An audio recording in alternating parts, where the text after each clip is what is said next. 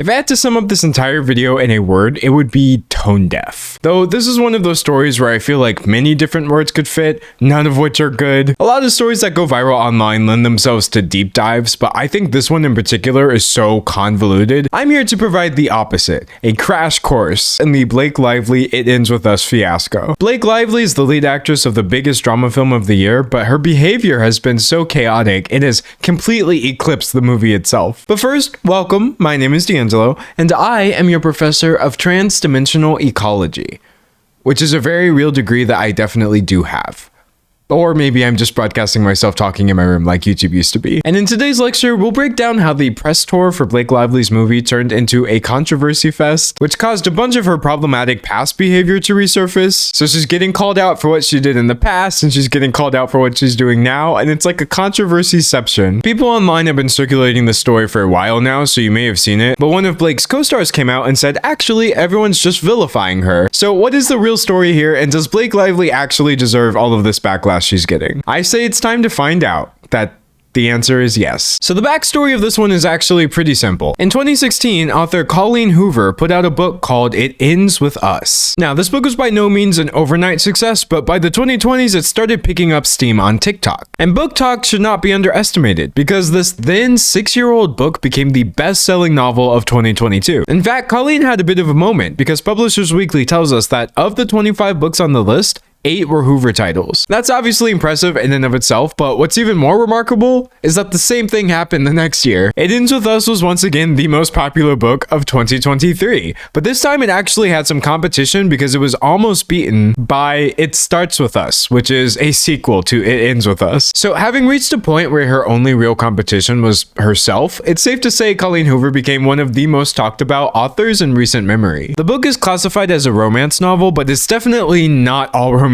as domestic violence, emotional abuse, and even attempted rape are themes in this book. And a serious book calls for a serious movie, and it was announced that It Ends With Us would be getting a film adaptation. And in 2023, Blake Lively was announced as the lead actress. She'd be playing the main character Lily Bloom, who is a florist and falls in love with Ryle Kincaid. And Ryle, played by the director Justin Baldoni, turns out to be incredibly abusive. As you can see, it's a pretty heavy story, so when the press tour started earlier this year, and the posters and the promotional material were released, you can imagine that people thought it would all be a pretty somber affair. We love, we break, we pick up the pieces, we break the pattern or the pattern breaks us. And so all of this explains why people were a bit confused that Blake Lively kind of made the movie sound like it was just going to be a fun girls' night to watch with your friends. Hello, Blake Lively here. Colleen Hoover. And It Ends With Us is in theaters now, so grab your friends, wear your florals, and head out to see it. Grab your friends, wear your florals, and come watch a movie where a woman suffers through domestic abuse. This was obviously a bit of a tone mismatch, but Blake was going to continue to mismatch the tone for the duration of this press tour. So if someone understands the themes of this movie, comes across you in public, and they want to really talk to you, what's the best way for them to be able to talk to you about this? How would you recommend they go about it? Like asking for like my address or my phone number or like my location share. Or I could just location share you and then we could I'm not really sure why she thought sarcasm was the avenue there, but it turns out nobody else was either, because that clip wound up going viral. Her co-star's face when she launches into her sarcastic tirade is just absolutely priceless. 2.4 million views here, 7.2 million views here, and thousands of people who were very confused by her response. It was such a valid question. Someone may connect to the character and imagine her reacting like this. She's making a joke of this. But to be fair, it's possible those people did not see the second part of Blake's answer, which was not included in those viral TikToks, because she at least had the decency to follow up her weird snippy response with like a genuine answer. for anyone, if anyone ever comes up to you and says that your work meant something to them outside of just having that collective experience in a theater, what a blessing. Like what, you know, the fact that we get to do this and it gets to mean something is like, yeah, it's really significant. And so here's the thing. If that was the extent of this controversy, I genuinely believe Blake would have just been able to come out and say, you know what? Actually, there was a second half, but regardless, my answer was off base a little bit. And this would have been a really good time to hammer home the fact that she is taking this seriously, since this story contains such serious themes. But it turns out that would just be one of the disastrous promo moments for this movie. Promo moments is a bit of a mouthful. Promo moment. It's like the past tense of edit. Like I took the promo moment and edited it. English is like not a real language. How compatible are our zodiac signs? I'm a Virgo. What are you? I'm a Libra. Sagittarius. Ooh, yeah. Like of all times to just sit around and laugh about your zodiac signs, I'm an Aries. I understand why people were thrown off by this. I truly do. Why did this press tour have less to say about domestic violence than it did about which shoes Blake Lively was wearing in the movie? The boots were mine. love the There's these great Louboutins that are also a close-up on them when we're dancing in the bar.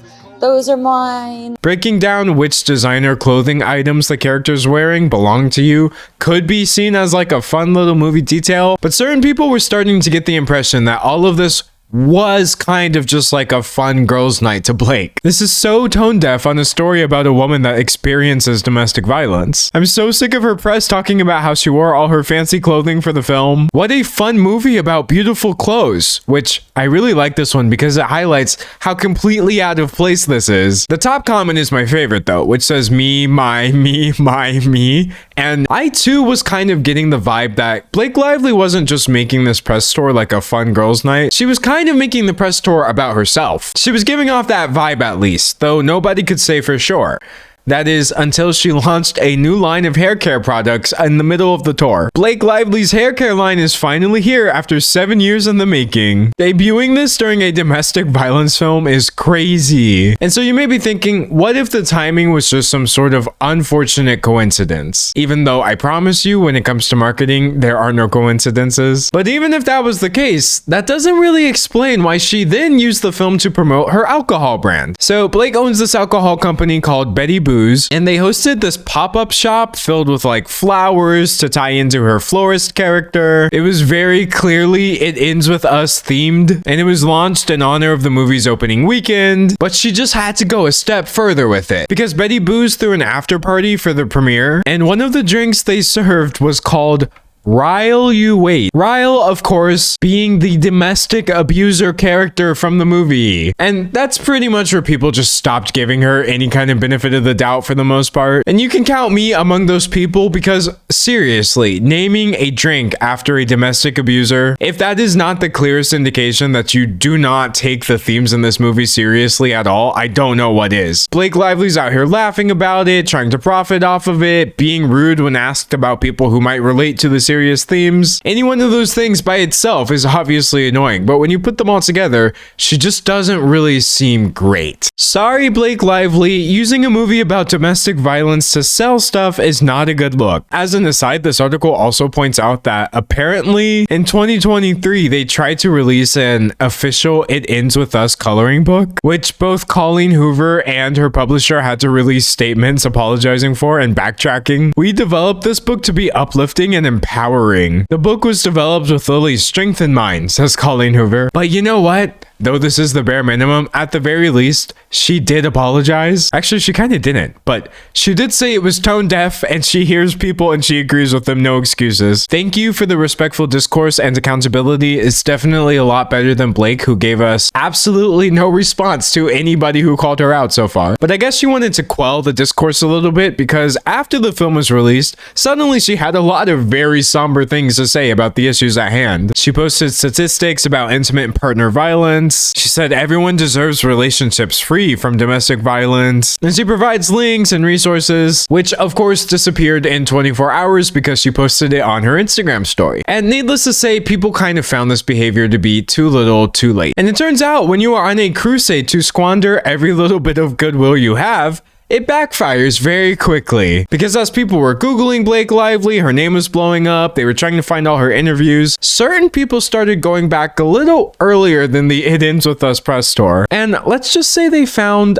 a lot. So we're just gonna go over like the biggest moments that people really latched onto, but just know there's a lot there. There was her generous use of a transphobic slur in her interviews. I feel like a T-slur a lot of the time. I don't know, I'm large. They put me in 6-inch heels and I tower over every man, she said. And yes, it may have been 2009, but to all the people who are just ready to jump in and say it was a different time, and there were a lot of people saying, yo, this was a different time, please remember that marginalized people have been speaking out against slurs for almost as long as they've been used. Apparently she used the word again in 2012, 2012. I hope to have a few girls one day. If not girls, they'd better be slur, because I have some amazing shoes and bags and stories that need to be appreciated. And it's like, all right, Blake, I do get the point that you're making, but come on. And you can find discourse about people arguing that these words were not okay in 2012. It was a different time doesn't really mean anything to me, because just because you very loudly heard the people with a platform using this language, and you did not hear these self-described black trans women speaking truth to power calling this behavior out, doesn't mean that this behavior was okay. It only means there were no repercussions, because the people who were targets of these slurs did not have a platform equal to the people using them. For every Blake Lively, I promise you there was a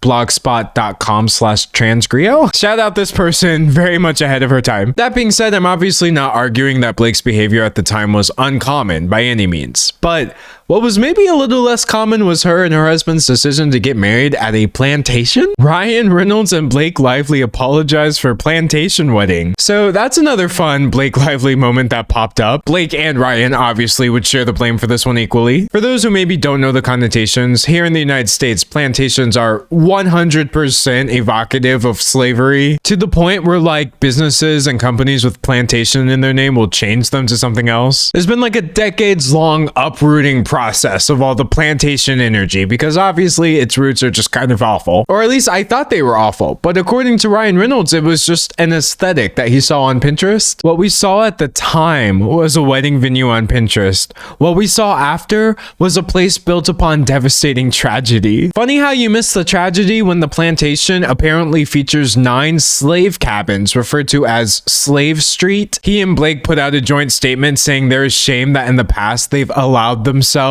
to be uninformed about how deeply rooted systemic racism is. And you know, deeply rooted systemic racism is one thing, but I just feel like Slave Street is a little bit more external than this apology lets on. But they apologized, they donated $200,000, and I guess it is what it is. Though I still do occasionally see people refer to Blake Lively as Plantation Barbie, which I won't lie is pretty funny. But of the slurs and the slavery that pops back up, nothing went more viral from like the re-examination of Blake Lively's career than the interview she had with this person, Kirsty Flaw. So when this interview took place, which was years ago, Blake was pregnant and she was open about it. People knew, she had announced it, and so the interviewer congratulates her, as people are prone to do. And people were just really taken aback by how Blake responded. First of all, congrats on your little bump. Congrats on your little bump. Why did Blake say that? This woman wasn't pregnant. She didn't say she was. And you know, there's a reason we should be careful with how we talk about people, because as it turns out, the interviewer, quote, wasn't pregnant and I could never get pregnant. She said that comment was like a bullet because she's actually infertile. Now, Blake may not have known that part, but obviously she knew that this person wasn't pregnant when she said, congrats on your little bump. It's just nasty. Like, look at the face she's making. Her mean girl laugh after she says it. It's just really off-putting. And with this post racking up 3.6 million views on YouTube, it was pretty much the nail in the coffin. And then to make matters worse, Blake and her co-star start having a conversation right in front of the interviewer and just like ignoring her. Visually amazing. Yeah, it's gorgeous. Did you guys love wearing those kind of clothes that you... Yeah. Yeah. And you know, working in Everyone digital. wants to talk about the clothes, but I wonder if they would ask the men about the clothes. I would. I love Jesse's He has suits some and beautiful. how That's what I'm saying. he His wardrobe was transit- beautiful. I know, Corey's everybody. wardrobe I was know, gorgeous. he's Those so high waisted pants. He's so great. I would wish men And wore sorry, high waisted too. pants I like that know. still. This is just nasty behavior. I think mean is a really difficult label to slap on somebody, because just because somebody's not giving you a customer service smile doesn't mean they're being mean. Different people have different social cues, etc. But I feel pretty confident in saying Blake Lively is just being really mean to this interviewer for no reason. Did the other two forget they're at work doing an interview, or do they think they're at a brunch with themselves? I'm more offended that they're basically ignoring the interviewer and practically having a side conversation, just the two of them. Blake is barely even looking at you. How disrespectful can you get? Seriously, I think the interviewer was being more professional than Blake and Parker combined, which is not hard because 0 + 0 does equal 0. But just because she reacted calmly doesn't mean that wasn't aggravating. She said the interview made her want to quit her job, and just a couple days ago, she pointed out that Blake has not apologized. No one came out and apologized, and they probably told her, don't come out and say sorry, don't react, don't do anything. We'll take care of this for you. And I think she's right. I do think there is probably some PR firm begging Blake Lively not not to respond to any of this discourse, but I don't think this PR firm is very good at their job, because here we are. And here's the craziest part. This is just the weirdness that we saw. It became very clear very quickly that there was a lot of Blake Lively, Ryan Reynolds nonsense going on behind the scenes as well. Blake Lively reveals Ryan Reynolds wrote iconic "It Ends With Us" scene. The iconic rooftop scene in this movie, my husband actually wrote it. Nobody knows that, but you know.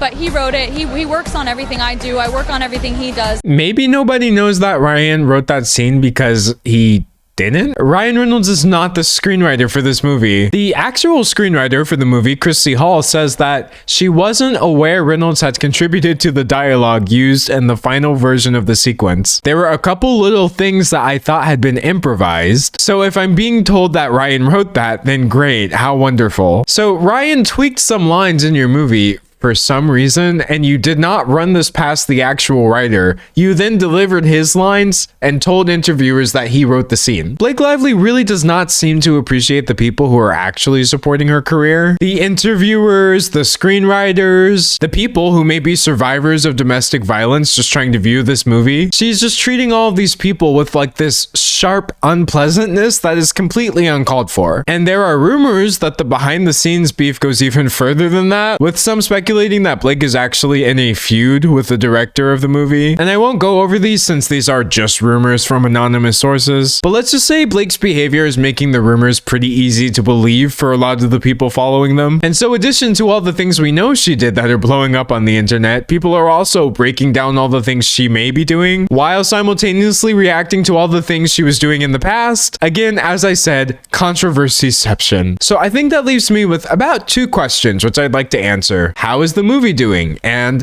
has literally anybody from this movie even admitted publicly that it has turned into a complete PR disaster? The Blake Lively backlash clearly isn't hurting her movie's surprising box office haul. So the budget was $25 million, and apparently this movie has already raked in $180 million globally, and it hadn't even been out for 2 weeks when it passed that number. So the movie itself is fine. It is one of the biggest movies of the year, but I truly think it's safe to say that the backlash from the movie has completely overshadowed it. Now, unfortunately, just because it's making money doesn't mean it's being received well. The reviews are definitely not bad, as you can see, but they're not really stellar. I think most people either really liked it or really did not, and it all just kind of balances out to a very lukewarm 6 out of 10. And I've neither watched the film nor read the movie, so I can't really give any criticism for how it handles the domestic abuse. I've seen people say some parts of it are handled well, whereas the ending may not be, but I've seen far more people discussing why in the world is Blake Lively so mean to literally everybody all of the time, which is why I was actually quite surprised to see somebody come to her defense, and not just anybody either. Just the other day, her co-star came forward. Remember this dude? He posted this statement on his Instagram, and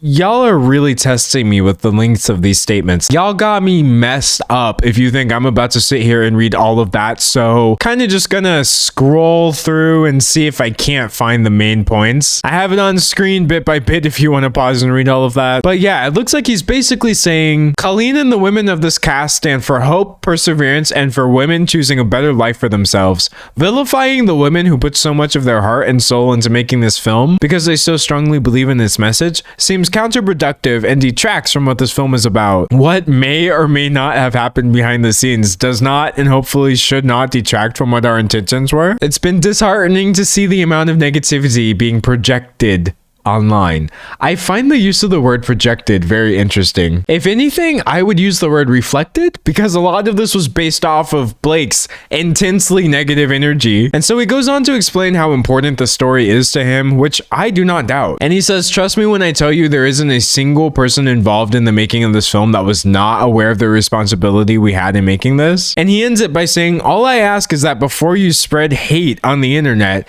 ask yourself who it's helping. Ask yourself if your opinions are based in any fact, or if you simply want to be a part of something. Let's be a part of something better together, a part of a new story being written for women and all people everywhere. Lead with love and please be kind, Brandon. And he tags, I guess, the women of the cast, including, of course, none other than Blake Lively. And, you know, this would be a sweet statement if Blake was, like, completely innocent and actually just was the target of this unfounded campaign. But I have to be honest, of all the people I've shown in this video reacting to her, none of them were being hateful, and I'm pretty sure everyone's opinion was based in the fact that Blake Lively has done a terrible job promoting this movie. Being rude when you're asked about its themes, frivolously using it to promote your alcohol brand, or even just the blasé attitude of grab your friends and wear your florals. I would in no way, shape, or form categorize this as a hate campaign against Blake Lively. I think this is more so giving actions of your own consequences than people sending hate to you on the internet. Like, yes, only the bad moments went viral and none of the parts where Blake was actually talking about the themes of the movie. I'm not saying everyone would, just the ones that I know that have seen that. What they've said to me is, I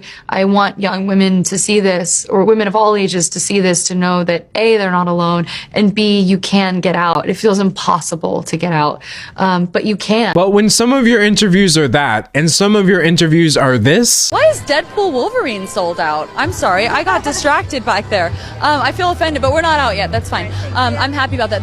No, I didn't even answer it. Sorry, it's like flashing sold out. it's pretty obvious that there was a lot to criticize about the way she handled these interviews. And to Brandon Sklenar, who was just trying to write it off as internet hate, I'm a little curious what he thinks about the people talking about this who are actually survivors of domestic violence, because I certainly hope you wouldn't dismiss their opinions just because they're critical of Blake. It was portrayed more so as a chick flick, like grab your friends, wear your nice prints, and come over and watch this movie, and that's not what it was about, said Yesenia Puente Bravo, a survivor of intimate partner violence. And she said the film's promotion has felt so disrespectful, she no longer plans to see the movie in theaters. Lively named a cocktail after the abuser, says Django Ware, a domestic violence survivor. So it's just one insensitive thing after another, and then for her to plug her hair care company or her husband, she had so many opportunities, and she still does have an opportunity now to make an apology and try to make things better. And I definitely think an apology would be in order for survivors of intimate partner violence who found this disrespectful, but instead the cast has opted for complete silence in Blake's case, or just downplaying all of this criticism. So my verdict is I won't be holding my breath for an apology that probably should be coming, and I really have to wonder what happened to media training. They say no press is bad press, but I'm pretty sure when more people are talking about the controversy as opposed to the thing you're trying to promote,